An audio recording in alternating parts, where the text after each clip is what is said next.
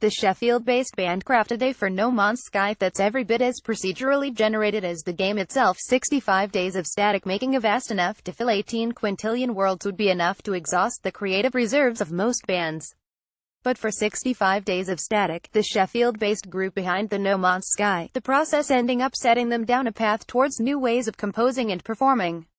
Quite quickly during the No Man's Sky process we were having all kinds of great ideas to add more logic and rules to the, says guitarist Paul Wilinski. Because they wanted this infinitely long generative, we learned loads of techniques about composing in a less linear pattern. Later this week the band will return to Sheffield for the first performances of their latest work, Decomposition Theory, or How I Learned to Stop Worrying and Demand the Future. The performances are part of Algorithmic Festival, an event dedicated to algorithmically generated art in all its varieties that runs November 812. The idea behind the project is to approach live performances in a more algorithmic way, he says. The band will have all the conventional instruments, but they'll be manipulated in real time through custom-built software that they'll be editing during the performance. It's about writing algorithms that write for you, and then curating what they give back to you, he says. Benjamin Clementine: if someone calls me a soul artist, I get pissed. Inside the infinite world of No Man's Sky, and it's evolving while the band has already practiced elements of decomposition theory, none of the members know exactly where they will go when it comes to performing it.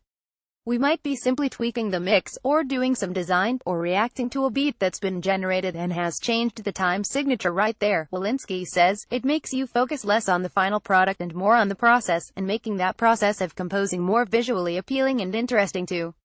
Even though no two performances will be the same, Wilinski says that doesn't mean he'll be subject his audiences to 2 hours of open-ended noodling. We're trying to remember to look back at the show from the perspective of the audience and make this more than purely self-indulgent or just improvisation, he says. So to keep on track, the band also already sketched out a rough idea of how the performance will progress. All of this can exist in an elastic, liquid timing, but it's always going to hit certain moments that bring it all back together. Even with this loose narrative arc, the performance is partly an attempt to produce something that can't be easily boiled down and sold. Albums and live shows are already highly commodified forms of, says Wilinski, and he sees decomposition theory as a chance to create something that doesn't quite fall into either of those categories. There is no definitive version of these, he says. There's these endless, and you're going to see one bit of it, and then it'll be gone forever.